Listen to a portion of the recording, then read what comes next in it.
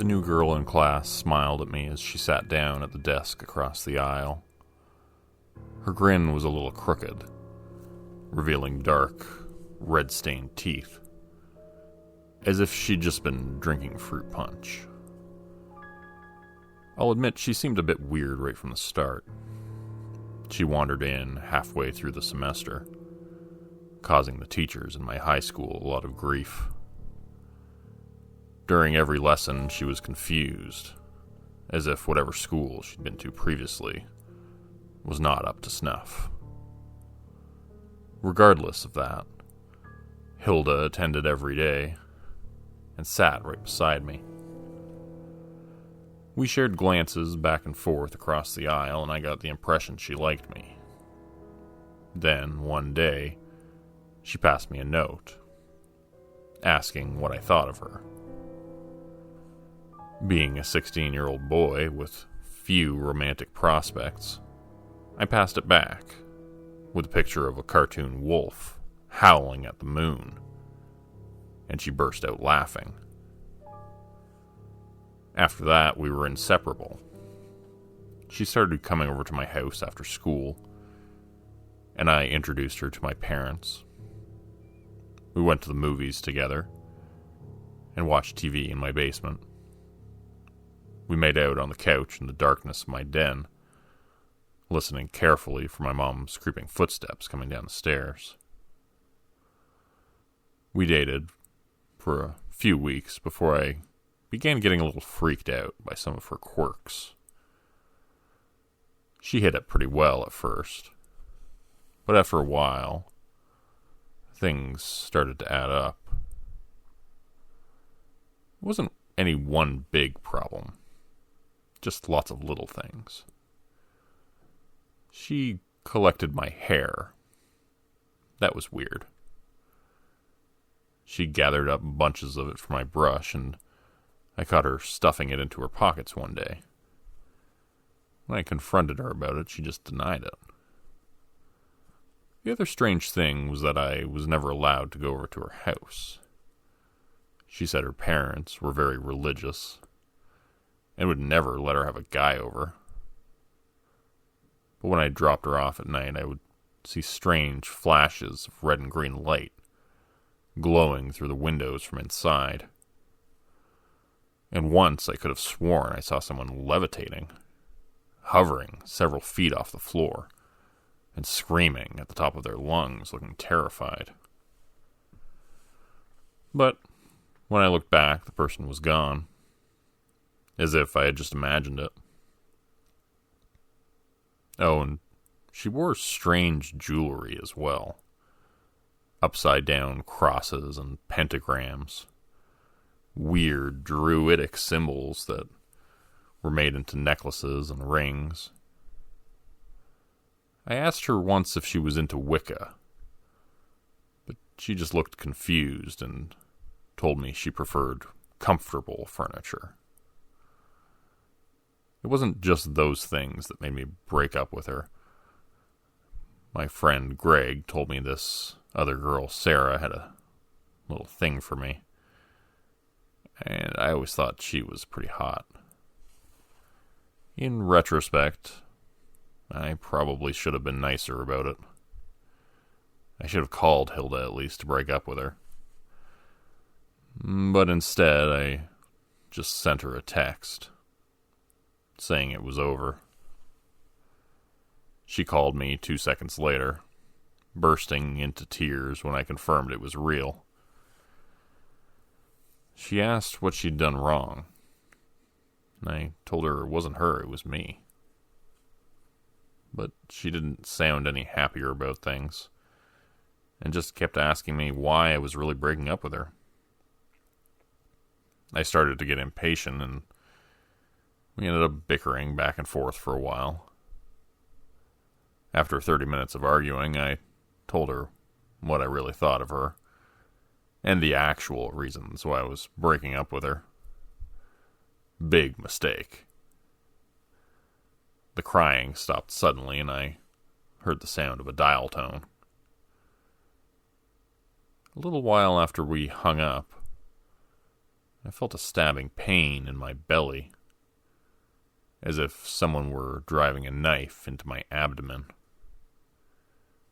It got worse and worse until I doubled over, and I was soon laying on the floor of my living room, howling in agony. It let up after a few long minutes, and I groaned with relief, getting up from the floor on wobbly legs. I got a text from Hilda a moment later.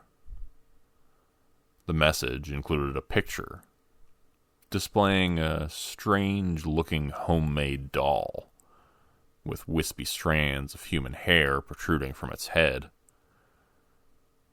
The face on it looked like my face, and there was a needle being driven into the doll's belly, deforming the soft fabric with its sharp needle point. Another text came through from Hilda. "Sore tummy?" she asked mockingly. I began to type in a message with shaking hands, begging for her forgiveness and telling her I didn't mean what I said. I just needed some time alone. "Bullshit," she responded. "I know you're leaving me for Sarah." Before I could type anything back, I felt a searing pain in my belly again, but this time much worse than before. I looked down to see blood pouring out and dripping to the floor, forming a puddle around my feet. Another text came through, and this one was a picture again. It was her cutting the doll's plump belly open with a serrated knife, pulling back the fabric to reach inside. The phone dinged again, with another message and another picture. I had imagined there being white fuzz inside this strange little figurine, like any other stuffed doll would have inside. But instead there was blood, with bits that looked like tiny organs floating in it. I felt as if a hand were reaching inside of me, pulling on things, twisting my guts, cutting and hacking with a knife. And surely enough, the next picture she sent showed her clutching a chicken liver or kidney in her hand. And another showed her squeezing it into a juicy, chunky pulp. On my left side, it felt as if something had just burst, and I screamed as the warmth of blood filled my insides.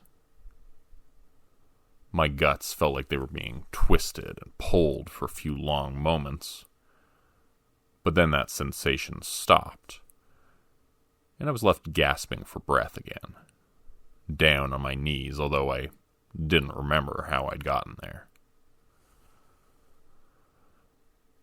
I sent Hilda a text with my trembling hands, missing the buttons and taking 5 minutes to get it done. But finally I managed to finish the message and to send it. "Please, take me back. I'm sorry." It was all I could think to do. It was the only way to get her to stop hurting me. "I'm coming over," she replied a moment later. "I'll see you soon." With a pit of dread forming in my stomach, I sent her a response saying that I couldn't wait to see her. I just hoped she could fix whatever she'd done to me, using the magic of her strange little doll. When she arrived at my door, a wave of relief washed over me, seeing that she had brought the doll with her. Maybe she did intend to fix me, I thought, and a hopeful grin spread at the corners of my mouth. "Oh, thanks for coming over," I said. "So, will you take me back? Can you fix me?" Hilda seemed to consider this for a moment. but then she shook her head. "No," she said. "Nobody can fix you. I just wanted to watch this part for myself." And with that, she produced a small pocket knife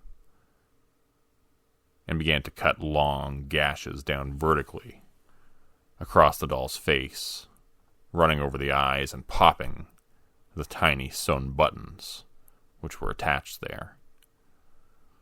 She dug the blade and twisted it, sending pieces of the doll flying through the air. "Not so handsome anymore," she said, as blood began to pour from my cheeks and my eyeballs burst open, spilling intraocular fluids which ran warmly down my chin. "You know, I don't think Sarah's going to be interested in you after all."